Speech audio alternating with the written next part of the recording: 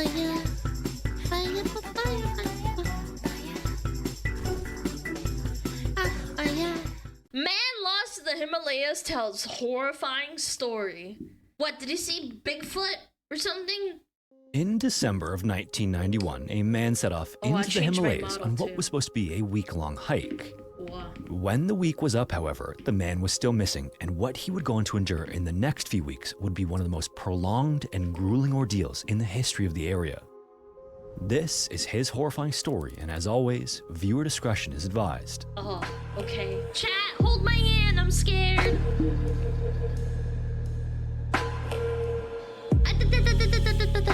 Assemble!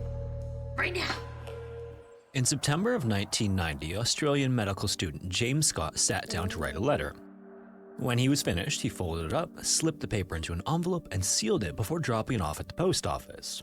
The letter was bound for an unusual place, the South Asian country Nepal, which at the time was considered a third world country and one of the least developed on Earth.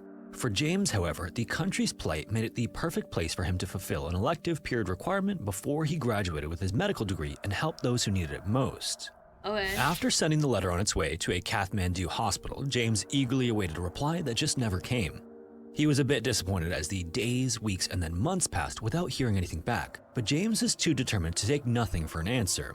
So 1 full year later, he had a plane ticket to Nepal in hand and had recruited his good friend Tim Hooper to join him there. His hope was that he could convince a hospital there to let him come on board temporarily to fulfill his medical school requirement. But as it turned out, he wouldn't need to lobby for a spot after all. Just before he was set to fly to Nepal, a response finally showed up, and it was a resounding yes. Yay! The hospital informed him that he could begin his elective period at the end of December 1991. Receiving this long-awaited reply was the icing on the cake for the then 22-year-old. Oh. James felt like he was on top of the world. He was attending a great medical school and earning top grades, and he had met a woman he planned to marry once he returned to Australia after his residency in Nepal. Ooh. Everything was just going his way, and while he'd have to leave his family and fiancé behind in Australia for a while, he was excited for the adventure that awaited him in South Asia. James wasn't exactly what you'd call a thrill seeker, but he very much enjoyed staying active. He worked out sometimes 6 times a week through hiking or bushwalking, as it's sometimes called in Australia. He also cycled in some of his home country's most challenging natural terrain, but it was karate that was his real passion and something he truly excelled at. I love karate. I did it for like 2 years though. My brother's really into karate. James had earned a black belt and competed nationally. Whoa! In 1989, he won his weight class at the Queensland Championships, and later that year he finished 3rd in the Australian Championships. All this is to say that James was young, fit, strong, and capable of taking care of himself. Now, despite his residency not beginning until December, James flew to Nepal in September along with Tim to settle in. He then visited the hospital a handful of times and met the doctors and nurses he'd soon be working alongside, and they got to know him a bit too. And when some of them learned about his passion for staying active, they recommended that he use his downtime before his elective period to begin to trek the nearby Himalayas. For an avid hiker like James, this was the opportunity of a lifetime. I don't know if that would be my first thought. I don't know how it was in the 90s or whatever, but I wouldn't be like, yes, I'm gonna hike a massive mountain with no one else with me. They didn't have like, I don't know, they didn't have phones or internet, no GPS in the 90s, or very likely very expensive, so not everybody had it, but like, I'm okay. I don't think this is a great idea. The Himalayas obviously aren't just any mountain range, and Kathmandu is like the epicenter of activity as one of the closest settlements to Mount Everest. Interestingly though, while James enjoyed hiking, he wasn't much of a climber. In fact, he was terrified of heights, so climbing a peak like Everest was out of the question, but aren't all the mountains really tall? Like, okay, not Mount Everest, it's like extreme, right? But like, everything else is pretty high too, is it not? Luckily, the Himalayas offer a variety of terrain that was much more suitable for him. Okay. After getting settled in Kathmandu, James and Tim immediately started planning a hike up the Jomsom Trail, which is a popular trekking route that takes more than a week to complete and runs through forests, rocky landscapes, and the deepest gorge in the world. And since this was more than just a leisurely day hike, James and Tim wanted to make sure they were prepared. The Himalayan winter was fast approaching, so they set about securing a list of supplies, and they would also hire 2 porters to help carry their gear and a guide to lead them. Okay. When the day finally came to set out, James and Tim quickly found it to be an enjoyable trek. As the days passed, they reached as high as 9,800 feet or 3,000 meters and were treated to some of the most spectacular views anywhere on Earth. The weather was cold considering the high altitudes, but it wasn't anywhere near as bad as they were prepared for. As they continued on, they even ran into some trekkers who were just wearing ski jackets and sneakers, and soon James and Tim felt a bit ridiculous for being so over-prepared. Oh no. I'd rather be over-prepared than under-prepared. I still wouldn't, not. Are they gonna dump their stuff? Please don't tell me they dump their stuff. Please! So just a few days into the hike, they decide to let the guide and porters return to Kathmandu with much of the gear they had brought with them. Well, oh no, you're gonna... Oh, the guide too? No! They continued on with just what they had in their backpacks. A few days after that, they arrived back in Kathmandu, riding the high of completing a successful trek through the Himalayas. The trip went so well, in fact, that they immediately began planning another one that could squeeze in before James started his elective period at the Kathmandu hospital. Alright. And after having a taste of the Himalayas, they figured they'd be able to prepare with a little more knowledge of what to expect. The problem with that assumption, however, was that their next trek would begin in late December, which was a much different animal than a Himalayan September. Their preparation for the Jomsom Trail would have been much more appropriate for their next planned trek, but the ease that they completed the Jomsom Trail gave them a false sense of security. This time, they planned to take the Halambu Trail, which was a much more challenging route, but one with large... But it's also in the dead of winter, too. Oh, no. This is so cringe. No! Along the way, giving trekkers a chance to eat and rest. When December rolled around and they made their final preparations for the trip, they did so with minimal gear, just enough to fit in their rucksacks. James also brought 10 pairs of underwear, a handful of t-shirts, a pair of thermal underwear, several pairs of pants, one sweatshirt, and a light jacket. Okay. Additionally, he brought one towel, his camera, and 4 different books to read during nights in the lodges. On December 21st, they got their trek started and made it to the first lodge, where they met a few German hikers who were on their way back along the Halambu Trail. Germans and hiking, it goes hand in hand. Any Germans in chat? Do you guys love hiking? So many German international hikers. And according to the Germans, the trek wasn't that difficult, but there also wasn't much in terms of payoff of things to see. So James and Tim started to have second thoughts about their plans. James then pulled out a map of Nepal that he had, and as was often the case in third world countries, it was old and outdated, but he could at least see some of the other trail options if they want to change course. After looking at the map James was reviewing, the Germans pulled out a much better and newer map and allowed James and Tim to keep it. The pair then set their sights on the Gosenkund Trail, which was an offshoot of the Halambu Trail that wasn't marked on the old map. Do you want to know what this reminds me of? The videos of what people talk about, like the caves that they go off trail, but instead of a trail, it's like a cave that's not marked, and they get stuck in there, and then they get stuck, and then nobody comes for them. Yeah, or changing plans and not telling anyone. Oh no, this sounds very familiar. So the next morning, they got an early start, and along the way, they caught up with a man named Mark Fulton, who was trekking solo. Hello, Mark. And in one of those small world scenarios, James and Tim immediately recognized Mark's accent as Australian, and the three made fast friends. Yay! As it turned out, Mark was also planning to take the Halambu Trail, but James and Tim were quick to convince him that it wasn't worth it based on what they had heard from the German trekkers. One of them then suggested they take the Gosenkund Trail together, and it was settled. The three men then continued along the Halambu Trail toward the intersection that would lead them to their new route. Along the way, though, Tim suffered a leg injury, and as much as he tried to push himself through the pain, it just wasn't happening. Oh no. Tim then stopped the other two and said that he was going to return to Kathmandu. James and Tim then had a quick conversation, and James said he'd return with him, but Tim insisted that he go along with Mark and finish the trek. Tim didn't say it at the time, but it was written all over James's face that he wanted to keep going, so the two friends made plans to meet for dinner at their favorite restaurant on Christmas Eve before going their separate ways. Oh no, man. As they did, Tim asked James for one of the maps he could follow, and in an absent-minded moment, James accidentally handed him the new map the Germans gave him, the one with Gosenkund. Oh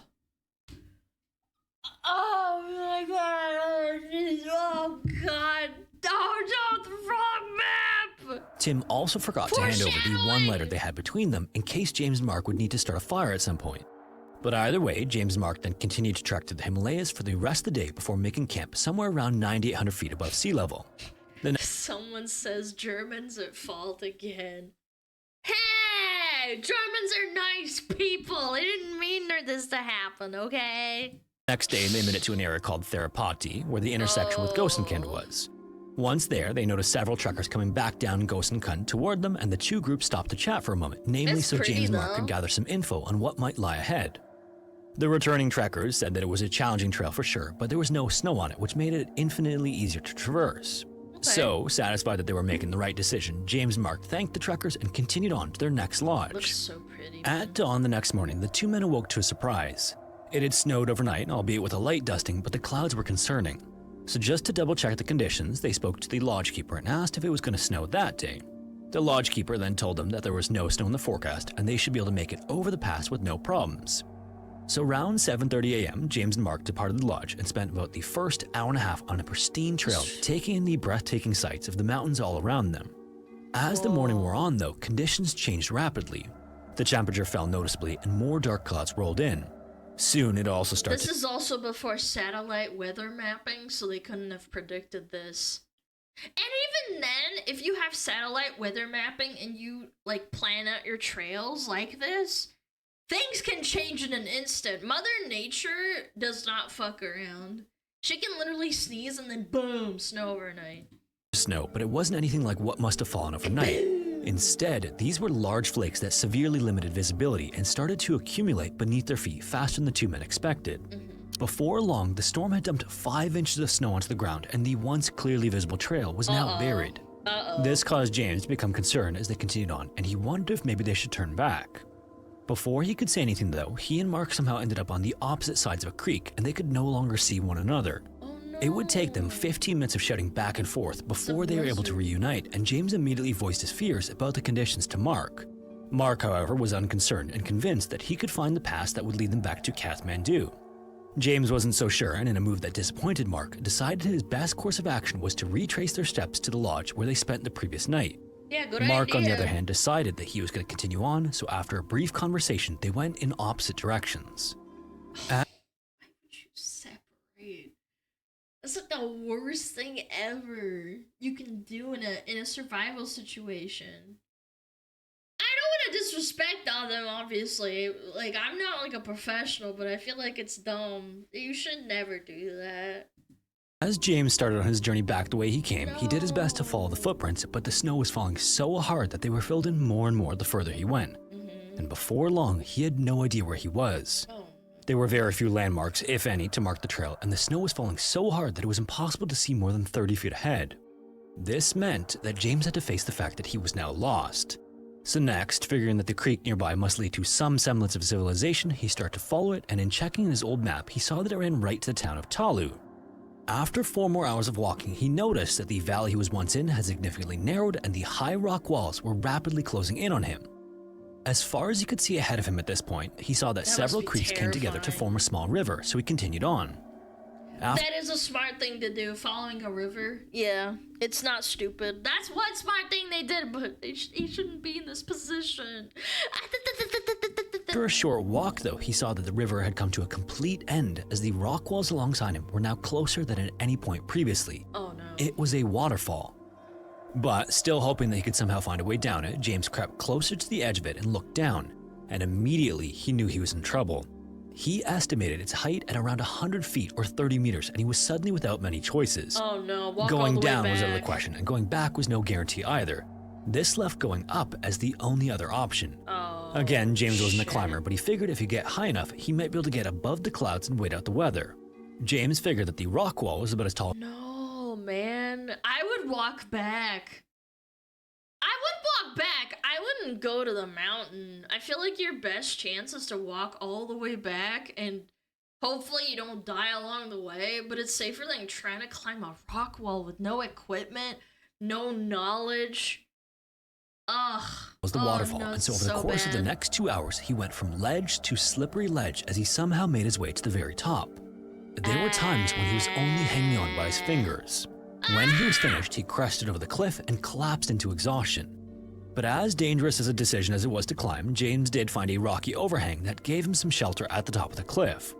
While he regathered some of his strength, he recalled a few lessons from medical school on hypothermia and just how dangerous a condition it can be. So it may seem counterintuitive, but as he settled in under the overhang, he stripped down, pulled out his towel, and made sure to dry every part of his body. Okay. He had just spent hours cold and wet, and his clothes were soaked, and he figured it was a lot safer being cold and dry instead. Once he was finished, that night he camped under this rocky ledge with his sleeping bag pulled over his head. In the morning, James got an early start in his desperate attempt to trek out of his current situation. Oh no. He then located a different creek that he started to follow, but the snow was so deep that the going was extremely slow. After 2 hours, he had walked just a single kilometer. Oh, that's The banks of the super gully he was slow. walking on this day weren't nearly as high as the ones he encountered the day before, but they were instead extremely slick with ice and snow. So anytime he felt like his best move would be to climb again, he'd only get so far up before falling back down to the gully floor. Keep in mind, this is in the middle of December, man. By 4 p.m., he had enough and fortunately found another overhang to camp under. Just like before, That's he took off lucky. his clothes and dried himself the best he could and noticed that his feet were completely numb. Oh He no. then dressed in a set of dry clothing and laid down for the night, shivering much worse than he was the previous night.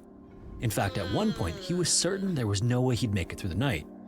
He even got up and reached into his backpack for a pen and a notebook and started writing a letter to his family. Oh, no. The guilt he felt for getting himself into this situation was overwhelming, and he couldn't apologize enough for the heartbreak this would cause them. When the letter was finished, he closed his notebook, stored it away, and laid back down, waiting for the end. On December 29th, so 5 days after James was supposed to meet Tim for dinner in Kathmandu, the phone rang at the Brisbane home of Joanne Robertson, Oh, James's crap. older sister. Her husband answered the call, and before long, he came downstairs to talk to her. Tim had sent a fax message to James's parents informing them that James was missing. The news obviously rocked Joanne, and she found herself panicked, not sure what to do with this information. And you can't do anything either other than fly out. What are they gonna do? Trace his steps? It's so bad getting lost in the wilderness and the snow like that. Like, at least you have the hope of tracking someone down in a forest, even if it's like, you know, in a really wild forest, because you can leave tracks behind. With the snow freezes, and there's more snow, and there's more freezing. You could also start raining, could make it worse. Can't you just fast travel back to civilization? He's in the tutorial, so he can't fast travel yet. Her first thought was that she Not needed to jump yet. on a plane immediately for Nepal, but by this time, the Australian Foreign Affairs Department had caught wind of James being missing and urged Joanne to stay put. Instead, they recommended reaching out to a mountaineering expert named Carl Harrison, who lived in Kathmandu, to lead a search for her brother. Okay. The next day, Carl and the first search Good party idea. headed out as James's family waited anxiously. They waited for the phone to ring with the news that James had just been snowed in at one of the trail's lodges, but as the days passed, that call never came. Oh no. Joanne reached back out to the Foreign Affairs Department for updates frequently, and on January 2nd, 1992, there was finally something. They told her that the search party had received a report of a sighting of a solo trekker from some French-Canadian trekkers, and they were 99% sure it was James. That's This was a huge good! relief He's to Joanne when she alive! called her parents and told them about the good news, but sitting around and waiting for information was becoming too much for her to bear. Oh, hi, The next day, Mark. she went and got a travel visa for Nepal, and on January 7th, she boarded a flight bound for South Asia. By the time she arrived in Kathmandu, James had been missing for 16 days. Wow. On many occasions, James tried trekking out of the Himalayas only to be turned back to his lonely rock overhang by the depth of the snow or the intensity of the snowstorms that continued to roll through. Having brought only 2 chocolate bars that were now long gone, he had no choice but to eat snow to survive, and before long, it became clear that walking out of there wasn't going to be an option. He was raw dogging snow. When it came down to it, he knew that his best chance of surviving There's no animals up there either, right? Like maybe goats. Like at best, I think goats might be up there that far away. the ordeal came down to being spotted by a helicopter or waiting until the snow had thawed enough in the spring, which was still months away. From that point onward, the rocky overhang became his new home. He had no food, no fire, and nothing but the clothes on his back and a sleeping bag to keep him warm, so he did the only thing he could do, which were sleep and read. Obviously, though, little could distract him from the raging hunger he felt. He thought about food when he was awake and dreamt about it when he slept, but after the first 2 weeks or so with nothing but snow to eat, the hunger eventually dissipated as he leaned on the discipline he learned as a karate student. Wow. Almost like he was meditating, he'd do his best to think about particular movements, techniques, and sequences, consuming his mind with every tiny detail. Soon, about the only thing that could break that train of thought was the condition of his feet. Yeah, his feet are gonna He hadn't fall been off able to now. feel them for some time, and it didn't matter what he did to try to warm them up. Nothing worked. Time to eat my leg. Don't say that, Chad. Spoilers. He's probably gonna eat his feet, isn't he? Every foot person's dream. That must be awful. Not only is it someone else's foot, it's your fucking own foot. Sacrificing your own foot for food. Oh my gosh. I don't know if I could do it. You have to be so desperate. Then, one day, he removed his shoes and socks and saw that his feet were completely blue. He then reached into the medical kit and pulled out a pair of dissection scissors. Then, he jabbed them into the side of his foot. The wound quickly bled, but James felt absolutely no pain. Oh my god. His nerves died. Yeah, if you jab, you fucking... Yeah, he felt no pain. They're dead. He was now terrified that if he did survive the ordeal, he'd lose his feet. But as if this wasn't enough to worry about, he was suddenly reminded one day that he was not at the top of the food chain in the Himalayas. James was awoken one afternoon by horrifying animal screams. He then ripped the sleeping bag over his head and jumped up, looking over the rocky ledge to the slope above him. About 100 feet or 30 meters away, he saw a bush that was violently shaking, but he couldn't immediately make out what was causing it until a large black figure moved into the clearing. Wow! It was a Himalayan black bear, and now James was in its sights. James then But didn't he already chop his feet off? Like, how is he gonna deal with it? grabbed the dissection scissors and held them tightly in his hand as he shouted at the bear to come down the slope to him. This was a moment of insanity on James's part, as the only thing he thought was that the bear could give him a quick end. But instead of coming toward him, the bear got spooked and darted up the slope and out of sight. But either way, for the next... I'd be scared too if a fucking legless human was yelling at me with scissors. Like, realistically, if I was a bear, I'd be terrified. This guy's insane! He already took off his feet, and he's yelling at me to come fight him? He's probably powerful. 5 nights, he heard the bear near his overhang and waited to be attacked. Meanwhile, as James was fighting for his life, the rescue effort was hitting problem after problem. Several different rescue teams entered the Himalayas and were turned back by the terrain, conditions, or weather, and some even got lost themselves. Wow. Now in Nepal as well, Joanne was much closer to the search for her brother, but she still felt helpless to do anything, so she did only what she could. She then sought out the French-Canadian trekkers that had apparently seen James, and when she met with them, most of the group were certain that it was her brother they spotted. One of the women in the group, however, wasn't so sure. She remembered talking to a solo trekker from Germany in the days before the sighting and thought she recognized him as the man mistaken for James. Oh no. And sure enough, search leaders received a letter from a German man who said he was trekking alone on the Halembu Trail. This all but crushed Joanne's hopes that her brother was still alive somewhere. By then, James had been lost for 21 days, and Joanne was growing more and more desperate. She suddenly recalled a conversation she had with a local woman when she arrived at the Kathmandu airport. The two women spoke about James's situation, and Joanne asked her what she'd recommend. And in response, the local woman said she'd go to consult a Buddhist Lama, which is a spiritual leader. To an Australian, this came off as an odd suggestion, but the local woman assured Joanne that Lamas could see what others can't. What? To that point, He's a seer. He's like the Warcraft far seer. My eyes are open.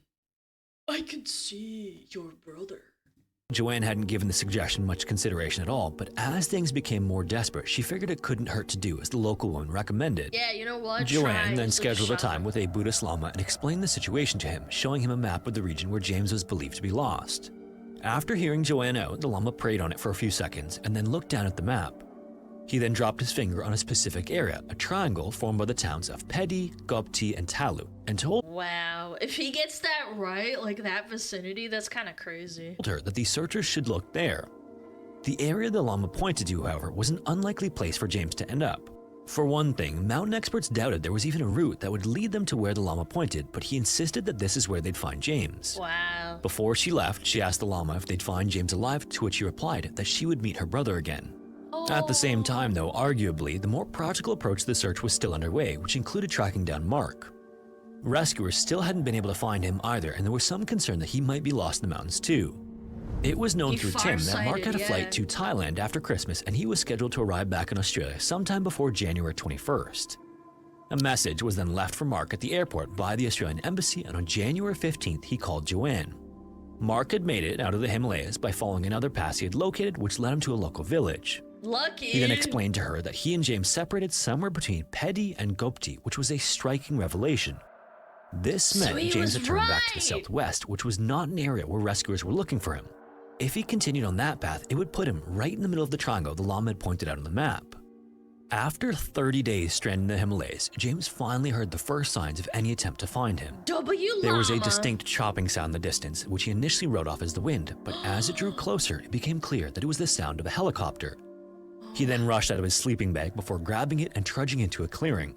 He then waved the sleeping bag over his head after he dropped his pants to reveal his bright red long johns, which he dropped his pants. I did not expect that. I was like, wait, hoped what? would make it easier to spot him. He estimated that the chopper was about 6 miles or 10 kilometers away from him, and he watched it circle for a few moments before it eventually turned back and disappeared into the distance. This was one of the most disheartening moments of his time in the Himalayas to that point. There's that moment as well with people that say, or that happen to have to go through like being stranded on an island, and then they see a ship and it just goes past them. I read a really sad story like that too. By this point, James looked like a shell of himself, and his once muscular body was now more than a skinny skeleton. That might have actually saved his life. Yeah, if he was a skinny dude, he would have been dead, logically. He also had little strength and felt ill, and he developed mouth ulcers and a bad throat infection. Oh my god. All in all, he was completely miserable and hopeless. This was when he was seriously considering ending things, but the only thing keeping him from going through with it was the realization that his body would one day be found and his family would learn just how much he suffered before death. Aww. So, despite the slim chance of surviving or being rescued, James did his best to carry on. On his 42nd day in the Himalayas, he once again heard the sound of a helicopter drawing close to him. With every ounce of strength he had remaining, he pulled himself out of his sleeping bag and once again waved it in the air. For 20 minutes, the helicopter circled James, who waved until he completely collapsed in the snow from exhaustion. Oh no. Moments later, the chopper darted down the valley and disappeared. No! This time, though, James knew he had been seen, but he also knew that it would take up to 4 days for them to reach him by foot. Oh my fucking god. Bro, God threw him a life rope, and then it's just like, okay, the life rope's coming in like 4 days, and you're like, oh, I'm gonna die. By then, he was sure he'd be dead. Back at the rescue headquarters, Joanne sat by the radio like she had every day to that point, waiting for any information from searchers in the mountains. Oh my gosh. The radio then suddenly crackled and a voice came over saying they had found James and that he was alive. The rescuer made sure to repeat the message twice, knowing that it was such an improbable development that it might not be believed unless it was said multiple times. In that moment, Joanne was so overcome that she couldn't even respond to the message. Sometime later, when the helicopter returned, Carl and a team of rescuers set out on foot. Under the rock ledge high above the mountain valleys, James lay in his sleeping bag listening to only the sounds of silence and wind that he had heard for more than 40 days. Oh my god. Dude. Suddenly, a third sound interrupted the other two as he swore he heard voices in the distance. To James, this was it. He had reached the point of hypothermia where he was starting to hallucinate and he was sure death would soon follow. Oh no. But then the voices came closer.